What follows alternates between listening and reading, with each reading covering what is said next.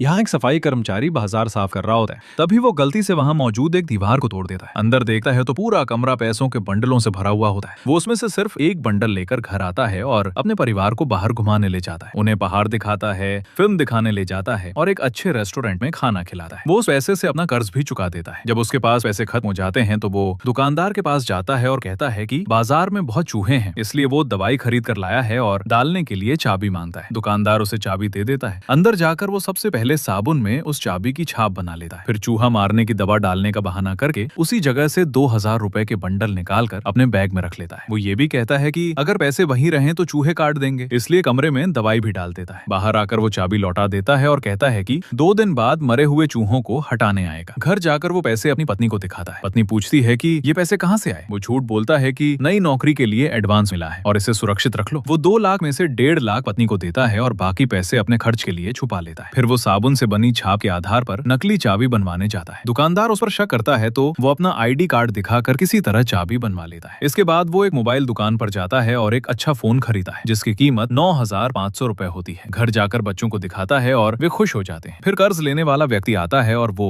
उसका सारा कर्ज चुका देता है। परिवार वाले खुश होकर भविष्य की योजनाएं बनाने लगते हैं, लेकिन वो कुछ नहीं कहता और बाहर चला जाता है। रास्ते में एक लड़की रोते हुए उसे फोन करती है और 5000 रुपए मांगती है। वो तुरंत उसे पैसे दे देता है। लड़की धन्यवाद देकर चली जाती है। उधर उसकी पत्नी घर के लिए बहुत सारा राशन खरीद लेती है। रात में वो अपने दोस्तों के साथ शराब पीता है और देर रात उस नकली चाबी से ताला खोलकर अंदर से और भी ज्यादा पैसे निकाल लेता है। घर आकर जब वो पैसे पत्नी को देता है तो वो डर जाती है और पूछती है कि ये इतने पैसे कहाँ से आए। वो कहता है कि उसने कोई गलत काम नहीं किया और किसी से चोरी नहीं की।